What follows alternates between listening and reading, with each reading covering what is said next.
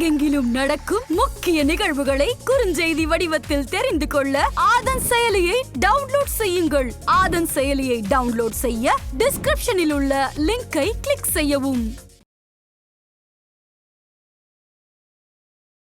மோடி பிரதமர் ஆகக்கூடாது என்பதற்காக உருவாக்கப்பட்ட கூட்டணி. அப்ப யார் பிரதமர் ஆனால் என்ன, மோடி ஆகக்கூடாது. போன தடவை கூட 39 தொகுதி, ஒரு தொகுதி போச்சு. இந்த தடவை அந்த ஃபுல் ஸ்வீப்பும் அப்படிங்கிறது காரணம் வந்து மகளிருடைய ஆதரவு மிகப்பெரிய அளவில் இந்த தடவை திராவிட முன்னேற்ற கழகத்துக்கு கிடைத்திருக்கு. அதுக்கு முக்கிய காரணம் இந்த மகளிர் உரிமை தொகை. அதனால மற்ற மாநிலங்களை போல நீங்க மத அரசியலை இந்த மாநிலத்தில் பண்ண முடியாது. அதனாலதான் இன்னைக்கு ராகுல் காந்தி அவர்கள் அந்த ஸ்டேட்மெண்ட்டையும் குறிப்பிட்டார். அது இன்னைக்கு வந்து நிரூபணமாயிருக்கு. இந்தியா கூட்டணி வந்து ஒவ்வொரு வருடமும் ஒவ்வொரு ஆட்சி இருக்கும் அப்படின்னு சொன்னாரு. அது உண்மையாயிடும். இப்ப நான் சொல்றேன், ஏன் இருக்கக்கூடாது என்று கேட்கிறேன். ஒரு ஜனநாயக நாட்டுல ஏன் இருக்கக்கூடாதுன்னு கூட்டணி மாநில உரிமைகளை பறிக்கிற விஷயத்தை நீங்க செய்றீங்களே. அதனாலதான் நேற்றிலிருந்து மோடி அவர்கள் வந்து இந்த ரோட் ஷோவை பெருசா கொண்டாடல. பாஜக அலுவலகங்களை காத்து வாங்கினதுக்கான காரணம் அதுதான். ஏன்னா யதார்த்தம் அது. பிரதமர் ஆசை யாருக்கும் இல்லாம போயிடுமா? இப்படி ஒரு அலையன்ஸை உருவாக்குவதற்கு என்டிஆர் அவர்களும் எங்களது தலைவர் முத்தமிழறிஞர் கலைஞர் அவர்களும் மிகப்பெரிய ஒரு விஷயத்தை செய்து அந்த கூட்டணி ஆட்சியை அமைத்தார்கள். இந்த மோடியின் இவ்வளவு பெரிய வளர்ச்சியை வந்து ஆர்எஸ்எஸும் விரும்பலன்னு நினைக்கிறீங்களா நீங்க? நாடாளுமன்றத்துக்குள்ள நடந்த அந்த தாக்குதல் சம்பவத்தை குறித்து பேசணும்னா எதிர்கட்சி எம்பிக்கள் அத்தனை பேரையும் சஸ்பெண்ட் பண்ணீங்க. இன்னைக்கு பண்ண முடியாது. அதனால அதான் சொல்றேன், உங்களுடைய அதிகாரம் பிடுங்கப்பட்டு விட்டது. இங்க வந்து தமிழர்களை இப்ப திருக்குறளை பேசிய மோடி அவர்கள் பீகார்ல போய் ஒரு தமிழன் நாடு ஆளலாமா, பீகாரை ஆளலாமா? அப்ப நீ எதுக்கு தமிழ்நாட்டுக்கு வர? ஆதன் நியூஸ் நேயர்களுக்கு வணக்கம். முக்கிய நிகழ்வுகளை உடனுக்குடன் தெரிந்து கொள்ள ஆதன் செயலியை டவுன்லோட் செய்யுங்கள். டவுன்லோட் லிங்க் டிஸ்கிரிப்ஷனில் உள்ளது. இன்று நம்மோடு திமுகவின் செய்தி தொடர்பாளர் விக்கி அவர்கள் இணைந்திருக்கிறார். வாருங்கள் பேசலாம். வணக்கம் சார். வணக்கம் மேடம். 40 நமதே அப்படிங்கிற இலக்கை நோக்கி திமுக பயணித்தது. ஸோ 40 தொகுதிகளிலுமே வந்து பார்த்தீங்கன்னா திமுக இன்னைக்கு வந்து வின் பண்ணியிருக்காங்க. திமுக மீது தொடர்ந்து நிறைய விமர்சனங்கள், ஊழலாக இருக்கட்டும், போதைப் பொருள்னு சொல்லிட்டு நிறைய விஷயங்கள் வந்து மக்களுக்கு அதிருப்திகள் இருந்தாலும் ஏன் மறுபடியும் மக்கள் வந்து திமுக சூஸ் பண்ணாங்க நீங்கள் நினைக்கிறீங்க? இல்லை, அதிருப்தியெல்லாம் அப்படி எதுவும் இல்லை. நீங்கள் வந்து இந்த 10 ஆண்டு காலமாக மோடிக்கு எதிரான ஒரு அலை அப்படிங்கிறது இந்தியா முழுவதும் இருந்தது. அதை வந்து அந்த அலை வந்து இருந்ததை சரியாக இந்த இந்தியா கூட்டணி அமைவதற்கு ஒரு முக்கிய காரணியாக தமிழக முதல்வர் எங்களது கழக தலைவர் அவர்கள் ஒரு காரணியாக இருந்தார். ஆரம்பத்திலிருந்தே இந்தியா கூட்டணி அமையாது அப்படின்னு சொல்லிட்டு இருந்தபோது இல்லை அது சாத்தியம் அப்படின்னு வந்து சொல்லி அதுக்கு முழு முயற்சி எடுத்தவர் எங்களது தலைவர், கழக தலைவர் அவர்கள். தமிழ்நாட்டை பொறுத்த வரைக்கும் 3 ஆண்டுகளை திராவிட முன்னேற்ற கழக ஆட்சி நிறைவு செய்திருக்கிறது. இந்த 3 ஆண்டுகளில் மக்களுக்கு எல்லா விஷயங்களும் கிடைக்கப்பட்டிருக்கு. நீங்கள் வந்து திராவிட முன்னேற்ற கழகத்தின் மீது பாஜக பல விமர்சனங்களை வைக்கலாம், அதிமுக வைக்கலாம், அது வந்து கட்சி ரீதியான விமர்சனங்கள். ஆனால் மக்களிடத்தில் அது எல்லாம் எடுபடாமல் போயிருக்கு அப்படிங்கிறது இந்த தேர்தல் முடிவுகள் காட்டியிருக்கு. ஏன்னா பெண்களுக்கு ஒவ்வொரு விஷயங்களும் பெண்களை முன்னிறுத்தி பல திட்டங்களை தமிழக முதல்வர் குறிப்பாக கொடுத்தார். அதிலும் அந்த மகளிர் உரிமை தொகை அப்படிங்கிறது ரொம்பவே பேசப்பட்டது. அதுதான் இன்னைக்கு தேர்தலில் பார்த்தீங்கன்னா இவ்வளோ ஃபுல் ஸ்வீப் அப்படிங்கிறது வந்து போன தடவை கூட 39 தொகுதி, ஒரு தொகுதி போச்சு. இந்த தடவை அந்த ஃபுல் ஸ்வீப்பும் அப்படிங்கிறது காரணம் வந்து மகளிருடைய ஆதரவு மிகப்பெரிய அளவில் இந்த தடவை திராவிட முன்னேற்ற கழகத்துக்கு கிடைத்திருக்கு. அதுக்கு முக்கிய காரணம் இந்த மகளிர் உரிமை தொகை, அதே போல புதுமை பெண் திட்டமாக இருக்கட்டும், அதே மாதிரி பேருந்தில் மகளிருக்கு இலவச பேருந்தாக இருக்கட்டும். ஏன்னா இன்னைக்கு தமிழ்நாட்டை பார்த்து பிற மாநிலங்களை, கர்நாடகாவில் அதற்கு பிறகு அசம்பிளி எலெக்ஷன் முடிஞ்சது, நம்ம கொண்டு வந்த மகளிர் இலவச பேருந்து திட்டத்தை அங்கே அறிமுகப்படுத்துறாங்க. மகளிர் உரிமை தொகை திட்டத்தை இப்போ அமல்படுத்த போறாங்க. அப்ப தமிழ்நாடு மற்ற மாநிலங்களுக்கு முன்னுதாரணமாக மாறுகிற அளவுக்கு ஒரு ஆட்சியை தமிழக முதல்வர் எங்களது கழக தலைவர் அவர்கள் நடத்தி கொண்டிருக்கிறார். அதனால மக்கள் எங்களோடு இருக்கிற பட்சத்தில் நாங்க எதை கண்டு பயப்படல. தலைவர் தெளிவா சொன்னார், நாடும் நமதே 40 நமதே அப்படிங்கிற ஒரு கொஞ்சம் லட்சிய இலக்கத்தோடு தான் எங்களை வந்து வழி நடத்தினார். அந்த இலக்குல தலைவர் அவர்கள் சாதித்து காட்டியிருக்கிறார். மக்கள் எங்கள் பின்னால் இருக்கிறாங்க. அதுல வந்து இந்த குற்றச்சாட்டுகள் எல்லாம் தவிடுபடியா இருக்கு. அதெல்லாம் உண்மை இல்லை அப்படிங்கிறது தான் கல யதார்த்தம் வந்து உணர்த்தி இருக்கு. அப்படிதான் நாங்க பாக்குறோம். தமிழ்நாட்டில் பாஜக வந்து வளர்ந்துருக்கு அப்படிங்கிற ஒரு பேச்சு இருந்துட்டு தான் இருக்கு. இப்போ அவங்க வந்து 11% வாக்குகள் வந்து வாங்கியிருக்காங்க. அப்போ பாஜக வளர்ந்ததுக்கான மிக முக்கியமான காரணம் திமுக அப்படின்னு கூட நம்ம சொல்லலாமே. இல்ல, திமுகவால பாஜக வளர்ந்ததுன்னு சொல்ல முடியாது. ஒரு கட்சிக்கும் ஒரு குறிப்பிட்ட சுச்சுவேஷன்ல சில ஓட் பர்சன்டேஜ் இன்க்ரீஸ் ஆகலாம். நீங்க அப்படி பாத்தீங்கன்னா நாம் தமிழர் கட்சி இன்னைக்கு 8.12% மாநில கட்சி அந்தஸ்தே பெற்றிருக்கு. நீங்க தனிச்சு இன்னைக்கு வந்து நீங்க பாஜகவை எடுத்துக்கிட்டீங்கன்னா பாஜகவோட கூட்டணி கட்சிகள் நிறைய இருக்காங்க. இப்போ அதிமுகல இருந்து பிரிஞ்சு போன ஓபிஎஸ், டிடிவி தினகரன், கிருஷ்ணசாமி உட்பட பலரும் வந்து அங்க வந்து இந்த கட்சியில கூட்டணியில இருந்து தேர்தல் களத்தை வந்து பாஜக சந்திச்சிரு. ஆனா குறிப்பா பாமகவோட வாக்கு சதவீதம் அவங்களுக்கு வந்து ரொம்ப முக்கியமா இருந்தது. குறிப்பா பாத்தீங்கன்னா சௌமியா அன்புமணி அவர்கள் வந்து நேற்று வந்து 10 ரவுண்டு வரைக்கும் அவங்க வாக்குகள் பார்த்திருப்போம், நம்ம முன்னிலையிலே இருந்தாங்க. அப்ப அந்த வாக்கு பலம், ஏன்னா வட மாவட்டங்களை பொறுத்த வரைக்கும் பாமகவோட பலம் என்ன, அவங்களுடைய வாக்கு சதவீதம் என்னன்னு எல்லாருக்குமே தெரியும் தமிழக அரசியல் களத்துல. அதை வந்து அந்த வாக்குகளை எல்லாம் வந்து பயன்படுத்தி இந்த இடத்திற்கு வந்திருக்காங்க. அதுல வந்து நம்ம வந்து அவங்களோட ஓட்ஸ் கன்வெர்ட் பண்ணுறாங்க. இப்ப பாஜக தனியா நின்று இந்த வாக்குகளை வாங்குச்சான்னா கிடையாது. இப்ப நீங்க எப்படி பார்க்கணும்னா பாஜக பிஎம்கேவோட ஓட் டிரான்ஸ்ஃபர் டு பாஜக. ஒரு தொகுதியில இப்ப வந்து மயிலாடுதுறையில பாமக நிக்குது, அந்த இடத்துல வந்து பாஜக கூட்டணி கட்சி நிக்குது. அப்போ வந்து பிஜேபியோட ஓட்ஸ் வந்து கொஞ்சம் டிரான்ஸ்ஃபர் ஆகும் பாமகவுக்கு. ஆனா பாமகவுக்கான அதிகமான ஓட்ஸ் இருக்கிற இடத்துல அது வந்து பிஜேபிக்கு டிரான்ஸ்ஃபர் ஆயிருக்கு. தனிப்பட்டு நின்று நீங்க வந்து ஒரு பர்சன்டேஜ் எடுத்து அது வேற. இப்போ சீமான் மாதிரி தனியா நின்று 8% எடுத்திருக்கேன்னா அது அவங்களுடைய பர்சன்டேஜ், அவங்களுடைய உழைப்பு, அவங்களுக்கு கட்சிக்கு கிடைச்சிருக்காது. ஆனா நீங்க ஒரு கூட்டணியில இருக்கும்போது ஒரு கட்சியின் பர்சன்டேஜாக அது கால்குலேட் ஆகாது. அது எல்லா கட்சிகளுக்கும் பொருந்தும். நீங்க ஒரு தனிப்பட்டு நிற்கும் போது தான் அது உங்களுடைய கட்சியின் வாக்கு சதவீதமா வாங்கும். இப்போ எங்களை பொறுத்த வரைக்கும் 22 தொகுதிகளில் நாங்கள் போட்டிட்டோம். அந்த 22 தொகுதிகளில் திராவிட முன்னேற்ற கழகத்துக்கு என்ன வாக்கு பர்சன்டேஜ்னா 25.5%. போன தேர்தலை காட்டிலும் இந்த தேர்தலில் கொஞ்சம் கணிசமான அளவுக்கு வாக்கு சதவீதம் உயர்ந்திருக்கு. அதனால இது வந்து வாக்கு சதவீதத்தை வைத்து பாஜக வளர்ந்திருக்கு அப்படின்னு நம்ம சொல்ல முடியாது. இதே கூட்டணி கட்சிகளோட வாக்குகளும் அதுல வந்து கலந்திருக்கு. பிளஸ் வந்து எப்போதுமே ஃப்ளோட்டிங் ஓட்ஸ்ங்கிறது ஒன்று இருக்கு. மிதவை வாக்குகள் அப்படிங்கிறது தமிழக அரசியல் களத்துல அது யாரும் வேண்டாம் அப்படின்னு நினைக்கும் போது ஒரு 2 கட்சிகளும் வேணாம்ப்பா, 2 கட்சி மாற்றி மாற்றி ஆட்சிக்கிறவர்கள் இருக்காங்க, வேற யாருக்காவது போடும். அது வந்து எப்போதுமே ஒரு ஆல்டர்னேட்டை தேடும்.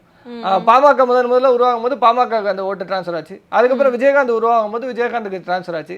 அதற்கு அதுல இடையில வந்து வைகோ அவர்கள் ஆரம்பிச்சப்போ வைகோக்கு டிரான்ஸ்ஃபர் ஆச்சு. பிறகு மக்கள் நல கூட்டணின்னு ஒன்று ஆரம்பிச்சாங்க உங்களுக்கு 2016. ஸோ அந்த டயத்துல அந்த ஓட்ஸ் அவங்களுக்கு டிரான்ஸ்ஃபர் ஆச்சு.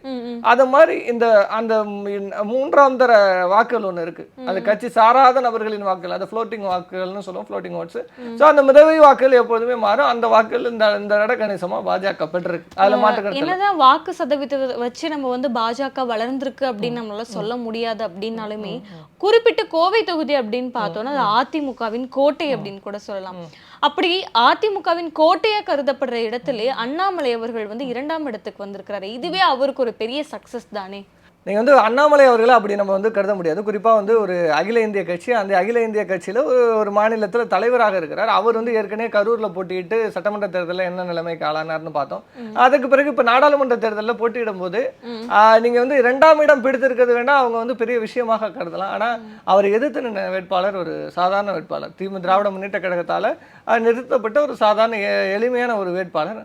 அவருக்கு வந்து அந்த அளவுக்கு ஓட் பர்சன்டேஜ் டிரான்ஸ்ஃபர் ஆகுது அப்படின்னா அது கட்சியின் பலம் தாங்க. நீங்க இவருக்கு தனிப்பட்ட ஒரு அந்தஸ்து இருக்கு, ஆனா அந்த நபருக்கு அப்படி இல்லை. அப்படியெல்லாம் நீங்க வந்து அதை எடுத்துக்கொள்ள முடியாது. ஆனா பாஜக தமிழகத்துல 40 இடங்களிலும் துடைத்து எறியப்பட்டிருக்கு அப்படிங்கிறது மக்கள் வந்து இன்னைக்கு உணர்ந்திருக்காங்க. நேற்று ஃபுல்லா ட்விட்டர்ல எல்லாம் பார்த்திருப்பீங்க. ராகுல் காந்தியோட ஒரு ஸ்டேட்மெண்ட் திரும்ப திரும்ப அது வந்து ட்ரெண்ட் ஆகிறதுக்கான காரணம்னா அது உண்மை. ஏன்னா இந்த மண்ணில் சமூக நீதி பேசுகிற மண். இங்க வந்து ஒருபோதும் சாதிய மத வேறுபாடுகளுக்கு இடையே மக்களை பிரிச்சு பார்ப்பாங்க. இப்ப நான் கூட தான் குங்குமம் வச்சிருக்கேன், நான் இந்து தான், ஆனா மதத்தையும் அரசியலையும் நான் பிரிச்சு பார்க்குற அடையாளம் எனக்கு இருக்கு. நான் முருகனை வழிபடுறேன், சிவபெருமானை கும்பிடுகிறவன். அதனால நான் பாஜக காரன் ஆயிட முடியாதுல்ல, நான் திமுகவில் இருக்கேன். அதனால இது வந்து தமிழ்நாடு மக்கள் இதை பகுத்தறிந்து பண்ணுவாங்க. அதனால மற்ற மாநிலங்களை போல நீங்க மத அரசியலை இந்த மாநிலத்துல பண்ண முடியாது. அதனாலதான் இன்னைக்கு ராகுல் காந்தி அவர்கள் அந்த ஸ்டேட்மெண்ட்டையும் குறிப்பிட்டார். அது இன்னைக்கு வந்து நிரூபணமாயிருக்கு. நீங்க கேரளால கூட ஒரு இடத்தை வந்து ஒரு நடிகரை போட்டு பெற்று விட்டாங்க. ஆனா தமிழகத்துல அந்த இடத்தை பெற முடியாததற்கு காரணம் இங்க வந்து சமூக நீதியும் பகுத்தறிவும் இந்த மண்ணில் அதிகமா இருக்கு. அது இருக்கிற வரைக்கும் இந்த மாதிரியான பிரிவினைவாத சக்திகளுக்கு ஒருபோதும் இந்த மண்ணில் இடம் இல்லை. அது இனி வரும் காலங்களிலும் நம்ம அதை பார்க்கத்தான் போறோம். அது நிச்சயமாக அதுக்கான வாய்ப்பு இல்லை. எல்லாம் சரி சார். இப்ப 40 எம்பிகள் வந்து இருக்காங்க அப்படிங்கும்போது ஏற்கனவே வந்து பாத்தீங்கன்னா தென்சென்னையா இருக்கட்டும் நிறைய தொகுதிகளில் வந்து பாத்தீங்கன்னா எம்பிகள் வந்து இந்த வெள்ளை நேரத்துலலாம் வந்து டைரக்டா அவங்க வர கிடையாது, எங்களுக்கு எந்த உதவியுமே செய்ய கிடையாது அப்படின்னு சொல்றாங்க. இப்ப 40 எம்பிகள் இருக்காங்க அப்படிங்கும்போது தமிழகத்துக்கு என்ன மாதிரியான மாற்றத்தை அவங்க கொண்டு வருவாங்க? நீட்டை ஒழிச்சிருவாங்களா? காவிரி பிரச்சனையை சரி பண்ணிடுவாங்களா? என்ன மாதிரியான மாற்றத்தை அவங்க கொண்டு வருவாங்க? இப்ப நீங்க சொல்றதெல்லாம் ஒரு சாதாரண ஒரு எம்பி விஷயம், எம்பி 40 பேரால சேர்ந்து செய்யக்கூடிய விஷயம் இல்லை. இது வந்து வந்து ஆட்சி அரியணை அப்படிங்கிறது தேவை. இன்னைக்கு ஆட்சியை வந்து எந்த அளவுக்கு பாஜக எப்படி 400 பார் 400 இடங்களை நாங்கள் வந்து வெற்றி பெறுவோம் அப்படின்னாங்க. அதுக்கு பிறகு எக்ஸிட் போல்ல 370 இடங்களை பிரிப்போம்னாங்க. ஆனா இன்னைக்கு அறுதி பெரும்பான்மையை பெற முடியாத நிலையில கூட்டணி கட்சியின் ஆட்சியில இன்னைக்கு ஆட்சியை அமைக்க வேண்டிய சூழ்நிலையில அவங்க அமைஞ்சிருக்கு. அதுவும் இன்னைக்கு நிதிஷ்குமாரும் சந்திரபாபு நாயுடும் பெரிய டிமாண்ட் வச்சுக்கிட்டு இருக்காங்க. ஒரு பக்கம் இந்தியா கூட்டணியும் பேசிக் கொண்டிருக்கிறார்கள். இன்னும் மோடி ஆட்சி அமைக்கல, என்ன வேண்டுமானாலும் மாறலாம். சரத்பவார் அவர்களும் பேசிக் கொண்டிருக்கிறார். இங்க வந்து கிங் மேக்கராக உருவாக்கப்படவும் வாய்ப்பு இருக்கு. இதுல இருக்கிற நபர்கள் பிரதமராகவும் ஆகலாம். நிதிஷ்குமாரும் பிரதமர் ஆகலாம், சந்திரபாபு நாயுடும் பிரதமர் ஆகலாம். வாய்ப்புகளை இந்தியா கூட்டணி நிச்சயம் ஏற்படுத்தும். அப்படி ஒரு வாய்ப்பு இருந்தா மோடி ஆட்சி பிடிக்கிறதே சந்தேகம் தான். இல்ல அப்படி இந்தியா கூட்டணி முடிவு பண்ணாலுமே அது நிரந்தரமான ஒரு ஆட்சியா இருக்கும் நினைக்கிறீங்களா? இப்ப நீங்க எல்லாரும் எல்லா கட்சிகளுமே டிமாண்ட் பண்ண ஆரம்பிச்சிருவாங்க. நிச்சயமாக இருக்கும். மாநில இது வந்து கூட்டாட்சி தத்துவத்தின் அடிப்படையில் தான் இந்த மாநில கட்சிகள் சேர்ந்து இந்த கூட்டணி அமைச்சு தேர்தல் நேரத்துல இந்தியா கூட்டணியில நிறைய விரிசல் இல்ல எல்லாமே இப்ப நீங்க பாருங்களேன், எல்லா கட்சியிலும் ஒரு கொள்கை கோட்பாடு. இப்ப எங்களுக்கும் சிவசேனாவும் ஒண்ணும் கிடையாது.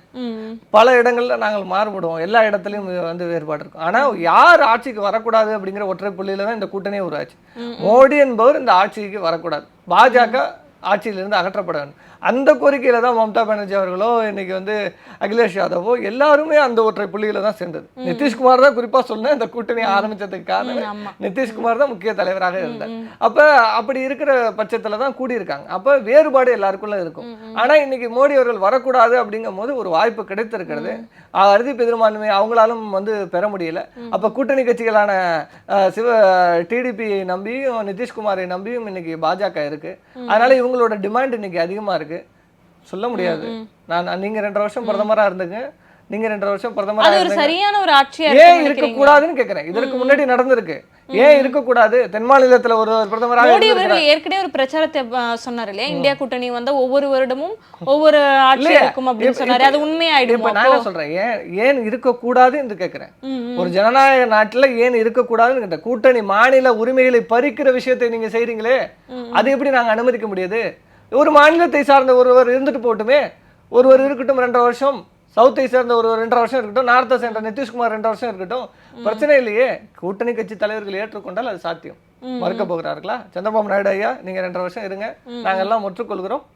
நிதிஷ்குமார் அவர்கள் அடுத்த 2 வருஷம் நீங்க பிரதமராக இருங்க, நாங்கள் எல்லாம் ஒற்றுக்கொள்கிறோம். காங்கிரஸ் ஒத்துக்கொள்ளுங்கிறீங்களா? எல்லா கட்சியும் ஒத்துக்கிட்டுமே, மோடி அவர்கள் வரக்கூடாது என்றதுதானே நோக்கம். ஏன் அப்படி ஒரு கோரிக்கை வைக்க மாட்டாங்கன்றீங்க? இன்னைக்கு என்ன எல்லா எதிர்கட்சி தலைவர்களும் இன்னைக்கு ஒன்று கூடுறாங்க. அது சாத்தியம் ஆயிடுச்சுன்னா மோடி அவர்கள் பிரதமர் இல்லை. அதனாலதான் நேற்றிலிருந்து மோடி அவர்கள் வந்து இந்த ரோட் ஷோவை பெருசா கொண்டாடல, பாஜக அலுவலகங்களை காத்து வாங்கினதுக்கான காரணம் அதுதான். ஏன்னா யதார்த்தம் அது. பிரதமர் ஆசை யாருக்கும் இல்லாம போயிடுமா? சந்திரபாபு நாயுடு அவர்களுக்கு எங்கேயோ ஒரு ஓரத்துல பிரதமர் ஆகணும் அப்படின்ற ஒரு வாய்ப்பு கதவை தட்டி கூப்பிடும் போது வேணான்னு சொல்லுவாரா? நிதிஷ்குமார் அவர்கள் ஒரு மாநிலத்தின் முதல்வராக இருக்கிறார். ஒரு 2.5 ஆண்டு காலம் தன் மாநிலத்தையும் எந்த அளவுக்கும் உயர்த்தி விடலாம், தானும் ஒரு பிரதமராக இந்திய வரலாற்றில் இருந்து விடலாம். ஆசை இருக்கும்ல. சாதாரண மனிதன் எல்லாருக்கும் ஒரு ஆசை அது ஓரத்துல இருக்கும். ஏன் அதை ஏற்படுத்துவதற்கு வாய்ப்பும் இருக்கு. அதான் சொல்றேன், கிங் மேக்கராக சந்திரபாபு நாயுடு அவர்கள் பல நேரங்கள்ல அவருடைய அரசியல் நீங்க வரலாற்றிலே அவர் பல விஷயங்களை செய்து காட்டியவர். நேற்றுமே எல்லாரும் அவரை சுற்றித்தான் ஓடிக்கொண்டிருந்தது. இங்க தேர்தல் முடிவு வர்றதுக்குள்ள சரத்பவார் அவர்களை நோக்கி ஏன் அவ்வளவு கால்கள் பறந்தது? ஏன்னா அது காரணம் இருக்கு. ராகுல் காந்தி அவர்கள் நேற்று தெளிவாக தான் சொன்னார், எந்த ஒரு பதட்டமும் அடையலையே. அதனால வாய்ப்புகள் இருக்கு. நான் தான் வெளிப்படையா சொல்றேன், வாய்ப்புகள் இருக்கு. எல்லாருக்கும் ஒரு ஆசை இருக்கும். அதனால எப்படி இருந்தாலும் ஏற்றுக்கொள்வதற்கு தயாராக தான் இருப்பார்கள் தலைவர்கள். அதை தான் இன்னைக்கு பேசி முடிவெடுக்க போறாங்க. அப்படி ஒரு மாற்றம் நடந்ததுன்னா நிச்சயமா இப்போ பிரதமர் ஆவதே சந்தேகமா இருக்கும். அதே மாதிரி இப்போ மோடி அவர்களிடம் வந்து பாத்தீங்கன்னா சந்திரபாபு நாயுடா இருக்கட்டும், நிதிஷ்குமாரா இருக்கட்டும், இவங்க வந்து இந்த சபாநாயகர் பதவி, துணை பிரதமர் பதவி, இந்த மாதிரியான டிமாண்ட்லாம் வச்சா பாஜக என்ன மாதிரியான ஸ்டாண்ட் எடுப்பாங்கன்னு நீங்க நினைக்கிறீங்க? அவங்களுமே வந்து நாங்க தரோம் அப்படின்னு தானே ஃபர்ஸ்ட் நிப்பாங்க. அப்ப என்னன்னா அவரார பிரதமரை விட்டு கொடுக்க முடியாது. ஆனா இந்திய கூட்டணியில விட்டு கொடுக்கறதுக்கு தயாரா இருப்பாங்க. ஏன்னா ஒற்றை புள்ளி தான். மோடி பிரதமர் ஆகக்கூடாது அப்படிங்கிறதுக்காக தான் இந்த கூட்டணியும் உருவாச்சு. அவங்க இது வரைக்கும் அவங்க வந்து பிரதமர் பதவி தான் கேட்கறாங்க அப்படிங்கிற எந்த ஒரு விஷயமும் இல்ல. பிரதமர் பதவி கேட்கறாங்கன்னு இல்ல, கொடுத்தால் நாங்கள் தருகிறோம் அப்படின்னு இந்தியா கூட்டணி தலைவர்கள் எல்லாம் ஒன்று சேர்ந்து சொன்னால் எப்படி இருக்கும்? நான் என்னுடைய யோகத்தை சொல்றேன். நான் ஒரு சாமானியனாக, நான் ஒரு அரசியல் இருக்கிற என்னுடைய அரசியல் புரிதலின் அடிப்படையில் ஏன் அப்படி ஒரு வாய்ப்பு இருக்கக்கூடாது? நமக்கு மோடி தானே வரக்கூடாது. கூட்டாட்சியின் அடிப்படையில் ஏன் கேபினெட் மினிஸ்டர்ஸ் மற்ற மாநில எதிர்கட்சிகள் பிரித்து கொள்ளட்டும், பிரதமராக அவர்கள் இருக்கட்டும். 2 ஆண்டுகள் நீங்க இருங்க, 2 ஆண்டுகள் நீங்க இருங்க, 2 ஆண்டுகள் நீங்கள் துணை பிரதமராக இருங்க, அவர் 2 ஆண்டு துணை பிரதமராக, 5 ஆண்டுகள் கண்டினியூ பண்ணட்டும். எந்த ஒரு பிரச்சனையும் இல்லை, ஏன் முடியாதுன்ற. ஆனா மோடி அவர்களால பிரதமர் பதவியை விட்டு தர முடியாது.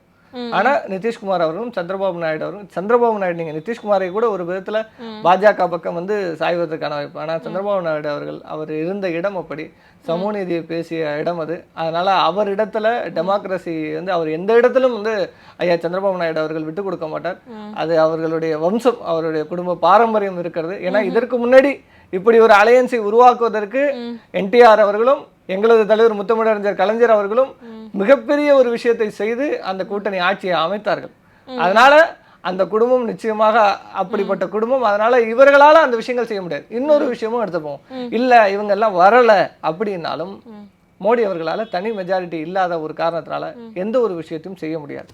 ஏன்னா ஒரு பலமான எதிர்க்கட்சி அமைந்திருக்கிற பொழுது நினைச்சதை செய்த மோடி அவர்களால இந்த 10 ஆண்டுகள்ல நினைச்சதை செஞ்சாங்க. சிஏ, என்ஆர்சி எல்லாத்தையும் அமுல், தேசிய பாதுகாப்பு சட்டம், உணவு பாதுகாப்பு சட்டம் எல்லாத்தையும் நினைச்சதை கொண்டு வந்தாங்க. ஆனா இந்த முறை இது நடக்காது. இந்த ஆட்சி சட்டம் நாடாளுமன்றத்தை கூட்டினாலே அங்க சலசலப்புகளுக்கு பஞ்சம் இருக்காது. ஏன்னா அவ்வளவு ஒரு எதிர்க்கட்சிகள் வலிமையா அந்த தடவை உள்ள போய் உட்கார்றாங்க. ஏற்கனவே இப்ப நீங்க வந்து பிரஜபூஷன் வழக்குல அதை விசாரிக்கணும் அப்படின்னு சொல்லும் போது நாடாளுமன்றத்துல பேச அனுமதிக்கல. அதே போல நாடாளுமன்றத்துக்குள்ள நடந்த அந்த தாக்குதல் சம்பவத்தை குறித்து பேசணும்னா எதிர்க்கட்சி எம்பிக்கள் அத்தனை பேரையும் சஸ்பெண்ட் பண்ணீங்க. இன்னைக்கு பண்ண முடியாது. அதனால அதான் சொல்றேன், உங்களுடைய அதிகாரம் பிடுங்கப்பட்டு விட்டது. மக்கள் ஒரு சம்பட்டி அடியை உத்தரப்பிரதேசம் போன்ற மாநிலங்களை கொடுத்திருக்கிறாங்க. ஆனா நிச்சயமாக இந்தியா கூட்டணி ஆட்சி அமைக்கும் என்று எதிர்பார்த்தோம். ஒரு 30 இடங்கள்ல இன்னைக்கு வந்து ஒரு நெக் டு நெக்ல வந்து நின்றுடுச்சு. ஸோ அந்த ஒரு வருத்தம் வந்து இந்தியா கூட்டணி கட்சி தலைவர்களிடத்துல இருக்கு. ஆனாலும் தெளிவாக இருக்கிறார்கள். நான் சொல்லுகிற இந்த ஒரு விஷயம் சாத்தியமானால் மோடி பிரதமர் ஆக போவதில்லை. ஓகே சார், பொறுத்திருந்து பார்ப்போம். அதே மாதிரி பொதுவா வட மாநிலம் அப்படின்னாலே இந்துத்துவம், அங்க இருக்கிற மக்கள் வந்து இந்துத்துவத்தை தான் வந்து பெரிதா பார்ப்பாங்க அப்படிங்கிற ஒரு விஷயம் நம்ம வச்சாலும் உத்தரப்பிரதேசம், அயோத்தி, மகாராஷ்டிரா இந்த மாதிரி மாநிலங்கள்ல கூட வந்து பாத்தீங்கன்னா மக்கள் வந்து காங்கிரஸ்க்கு ஆதரவு அளிச்சிருக்காங்க. எதனால பாஜகவை மக்கள் அங்க புறக்கணித்ததுக்கான காரணம் என்ன? இப்ப நீங்க உத்தரப்பிரதேசத்தை எடுத்துக்கிட்டீங்கன்னா ரொம்ப மோசமான ஒரு ஆட்சியை யோகி ஆதித்யநாத் கொடுத்திருக்கிறார். பல படுகொலைகள், நீங்க வந்து பசு பாதுகாவலர்கள்ன்ற பேர்ல எத்தனை படுகொலைகள் வந்து நடந்தது. நீங்க வந்து பசுக்களை ஏற்றி செல்வதற்கு ஆம்புலன்ஸ் இருக்கு, ஆனா மனிதனை ஏற்றி செல்வதற்கு ஆம்புலன்ஸ் இல்லை. தன் தந்தையை தோளில் சுமந்த பெண் பிள்ளைகள், தன் பிள்ளையை தோளில் சுமந்து சென்ற தந்தைகள், தாய்கள் அப்படின்ற வரலாறுலாம் நம்ம பார்த்துட்டோம். அவ்வளவு கொடூரமான ஒரு மோசமான ஒரு ஆட்சி உத்தரப்பிரதேசத்துல யோகி ஆதித்யநாத் கொடுத்தார். அதற்கு எதிராகத்தான் இன்னைக்கு அகிலேஷ் யாதவ் அவர்களுக்கு அயோத்தி, நீங்க ராமர் கோயில் கட்டின இடத்துலயே அயோத்தியிலேயே தோத்துட்டீங்களே, அயோத்தியிலே ஜெயிக்க முடியாததுக்கான காரணம் என்னன்னா, இங்க கடவுளை வழிபடுகிறது ஒரு புறம் இருக்கட்டும், ஆனா அந்த கடவுளை வைத்து பிளவுபடுத்த நினைக்கிறது. மோடி பேசிய வார்த்தைகள், உன் தாலியை பறித்து இஸ்லாமியத்தை கொடுத்துருவான்ட்டு பேசினார். ஒரு ஜனநாயக நாட்டில் இப்படி ஒரு வார்த்தையை ஒரு பிரதமராக இருந்தவர் பேசுவார்னு யாருமே எதிர்பார்க்கல, பேசினார். அதே போல தமிழர்களை போய் கொச்சைப்படுத்தி பேசினார். இங்க வந்து தமிழர்களை ஒன்று திருக்குறளை பேசிய மோடி அவர்கள் பீகார்ல போய் ஒரு தமிழன் நாடாளலாமா, பீகாரை ஆளலாமா, அப்ப நீ எதுக்கு தமிழ்நாட்டுக்கு வர கேள்வி எழுதா இல்லையா? அப்ப இனவாத அரசியலை கட்டவிழ்த்து விட்டது யார்? இன்னைக்கு ஒடிசா மக்கள்கிட்ட இந்த ஒரு வார்த்தை தான் இன்னைக்கு இப்ப இவ்வளவு தூரம் ஒடிசாவில் வந்து பாஜகவுக்கான வாக்கு. வி.கே. பாண்டியன் என்பவர் தான் இந்த பூரி ஜெகநாதர் கோயிலின் கருவறை சாவி தமிழ்நாட்டுக்கு போய்விட்டது, அதை நான் மீட்டெடுக்க போகிறேன் என்றார். எவ்வளவு பெரிய பொய்யை வாய் திறந்து பேசுகிறார். அப்ப இதெல்லாம் ஒரு பிரதமர் பேசுகிற பேச்சா அப்படின்னா அவ்வளவு தூரம் அவதூறை பேசினார். அதனால அவரின் பேச்சுக்கள் அம்பலப்பட்டிருக்கு. அதுதான் இப்ப அவர் அங்க பேசுனது தமிழ்நாட்டுல பிரதிபலிச்சிருக்கு பல இடங்கள்ல. அதே போல இங்க பேசின பேச்சுக்கள் எல்லாமும் உத்தரப்பிரதேசம் போன்ற மாநிலங்கள். எங்களை என்ன சொன்னாரு, தமிழர்கள் உத்தரப்பிரதேச மக்களை கொச்சைப்படுத்துகிறார்கள், அசிங்கமாக நினைக்கிறார்கள் பேசுறாரு. எங்கேயாவது நினைச்சிருக்குமோ? இடையில சமீபத்துல பீகார் நபர்கள் தாக்கப்பட்டார்கள், ஒரு போலியான ஆடியோ, ஒரு வீடியோ வந்தது. அந்த வீடியோ வெளியிட்ட நபர் பாஜக சேர்த்துக்கொண்டாங்க. அப்ப பிரஜபூஷனுக்கு எதிரான நடவடிக்கை எதுவுமே கிடையாது. அப்ப இந்தியாவிற்காக பதக்கம் என்ற வீராங்கனைகள், அவர்களுக்கு ஒரு பாலியல் தொந்தரவு கொடுத்த பாஜகவை சார்ந்த எம்பி, அவரை காப்பாற்ற நினைக்கிறது பாஜக. அப்ப ஜனநாயகம் எப்படி இருக்கும் இந்த மண்ணுல? அதனால ஜனநாயகம் காப்பாற்ற விட வேண்டுமா, இதுதான் இறுதியான ஒரு நம்பிக்கை அப்படின்னு தான் எல்லாருமே இந்த தடவை காங்கிரஸ் கூட்டணிக்கு வாக்கு செலுத்தினார்கள். இப்ப நீங்க அகிலேஷ் யாதவ் அவர்களுக்கான அந்த ஆதரவு வந்து உத்தரப்பிரதேசத்துல பயங்கரமா இருந்தது. இதுலயும் மாயாவதி தனியாகத்தான் நின்னார்கள். இப்ப அவரும் கூட்டணியில இருந்திருந்தா இன்னும் பெரிய மெஜாரிட்டியில ஃபுல் ஸ்வீப்பா கூட அங்க இருந்திருக்கலாம்.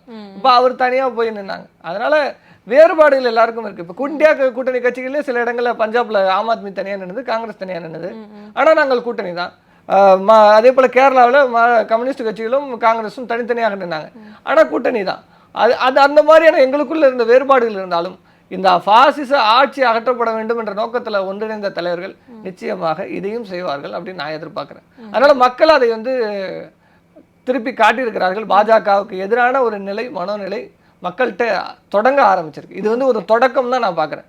நிச்சயமாக இனி வரும் சட்டமன்ற தேர்தல்கள்லாம் பாஜக ஆளுகிற மாநிலத்தில் நிச்சயம் அவர்கள் பின்னடைவை சந்திக்க போகிறார்கள். நேற்று ராஜ்நாத் ஒரு ட்வீட் ஒன்று போட்டிருந்தாரு, இந்த வெற்றிக்காக உடைத்த கடைகோடியில் இருக்கிற பாஜக தொண்டர்கள் அனைவருக்கும் என்னுடைய பாதம் தொட்டு நான் வாழ்த்துகிறேன், வணங்குகிறேன் அப்படின்னு போட்டிருந்தாரு. ஒரு வார்த்தை கூட அந்த இடத்துல மோடியை குறிப்பிடலை. மோடியை குறிப்பிடாமல் அந்த ட்வீட்டை வந்து போட்டிருந்தார் ராஜ்நாத் சிங். அங்க உட்கட்சி பூசல்கள் உட்கட்சி பூசல்கள் ஆரம்பிச்சு நேற்று போட்ட ட்வீட்லயே தெரியும். ஆனா அவங்க இப்ப எதிர்பார்த்தது மோடி என்கிற பிம்பம் வந்து இனிமேல் நிலைக்காது என்பது அங்க ஒரு முடிவு வந்துட்டது. இனிமேல் RSS தன்னுடைய வேலையை தொடங்கும். அதனால இந்த 5 ஆண்டு கால ஆட்சி அவர்களாலும் முழுமையாக நிம்மதியாக இந்த மோடியின் இவ்வளவு பெரிய வளர்ச்சியை வந்து RSSம் விரும்பலன்னு நினைக்கிறீங்களா நீங்க? இல்ல, விரும்பலன்னு நினைக்கல. அங்க வந்து ஒரு விஷயத்த வந்து அவர்களுடைய அஜெண்டாவில் இது மீண்டும் மீண்டும் அப்படிங்கிறத அவங்க எதிர்பார்க்க மாட்டாங்க. அவங்களுடைய சித்தாந்த ரீதியிலான விஷயங்களை திணிக்க நினைப்பாங்களே தவிர ஒற்றை பிம்பம் அப்படிங்கிற அடையாளத்துக்குள்ள அவங்களை குறுக்க அனுமதிக்க மாட்டாங்க. அப்ப அந்த ஒரு விஷயத்தை மோடி தொடர்ந்து செய்வதை அவங்களுக்கும் அதுல ஏற்கலை. அது வந்து பல இடங்கள்ல வெளிப்பட்டிருக்கு.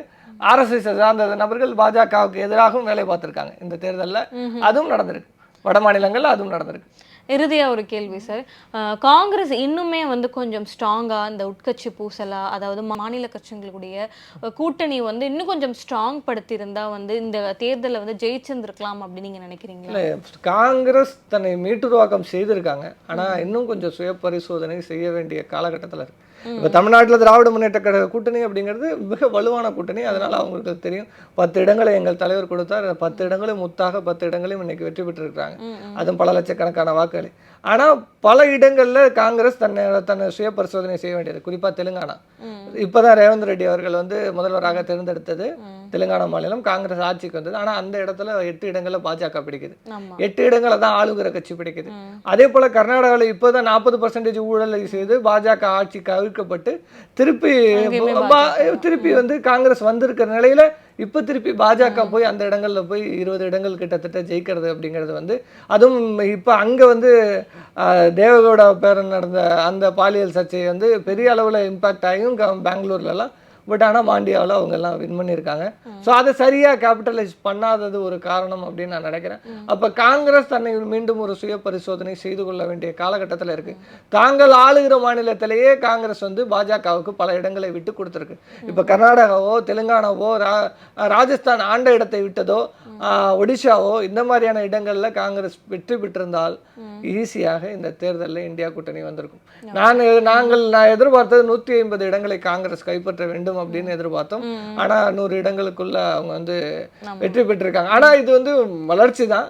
முன்னே கம்பேர் பண்ணும்போது போன தேர்தலை விட இது வளர்ச்சி தான். இருந்தாலும் இது பத்தாது அப்படிங்கிறது. ஏன்னா நீங்கள் வந்து ஒரு அகில இந்திய கட்சியாக பார்க்கப்படும் போது இந்த ஆற்றல் உங்களுக்கு பத்தாது. இன்னைக்கு இந்தியா கூட்டணியில் இருக்கிற இந்த தலைவர்கள் எல்லாம் சேர்ந்ததுனால தான் இவ்வளோ பெரிய ஒரு பெரும்பான்மை கிடைத்திருக்கு. ஆனால் இது எப்போதும் அப்படிங்கிறது வந்து நம்ம சொல்ல முடியாது. ஏன்னா கருத்து வேறுபாடுகள் பல காலகட்டங்களில் இருக்கலாம். அதனால அதை வந்து காங்கிரஸ் மீண்டும் ஒரு தடவை சுய பரிசோதனை செய்து கொள்வது நல்லது. நான் சொல்வது போல சந்திரபாபு நாயுடுவோ நிதிஷ்குமாரோ பிரதமருக்கு வாய்ப்புகள் இருக்கு. இன்றைய கூட்டணி பேச்சுவார்த்தைகள் நடந்து முடிந்த பிறகு தெரியலாம். ஏன்னா அவர்களுக்கும் ஆசை இருக்கும். மோடி பிரதமர் ஆகக்கூடாது என்பதற்காக உருவாக்கப்பட்ட கூட்டணி. அப்ப யார் பிரதமர் ஆனால் என்ன, மோடி ஆகக்கூடாது அப்படிங்கிற ஒரு புள்ளியில சந்திரபாபு நாயுடு கூட இந்தியாவின் பிரதமராக இருக்கலாம், நிதிஷ்குமார் கூட இந்தியாவின் பிரதமராக இருக்கலாம். அதனால அதற்கான வாய்ப்பு அதிகமாக இருக்கிறது என்று நாங்கள் நம்புகிறோம். நேற்று ராகுல் காந்தி அவர்களின் பேச்சும் அதை ஒட்டியான பேச்சாக இருந்தது. எந்த ஒரு தயக்கமும் இல்லை. பிரியங்கா காந்தி அவர்களிடத்துல, சோனியா காந்தி அவர்களிடத்துல நடந்த பிரஸ் மீட்ல கார்கே அவர்களும் தெளிவாக பேசியதன் பின்புலத்தில் அதுதான் இருக்கிறது என்று நான் யூகிக்கிறேன். நிச்சயமா இன்னைக்கு தலைவர்கள் எல்லாம் சந்தித்து பேசிய பிறகு சமிச்சைகள் வெளிப்படலாம், விரைவில் மாற்றம் நிகழும் அப்படின்னு நாங்கள் நம்புறோம். பொறுத்திருந்து பார்ப்போம் சார். என்னுடைய கேள்விகளுக்கு ரொம்ப ஒரு தெளிவான விளக்கத்தை கொடுத்துருக்கீங்க. நேரத்திற்கு நன்றி. மேலும் வேறொரு வீடியோவில் சந்திக்கிறேன். இந்த விடைபெறுவது பவித்ரா முருகேசன்.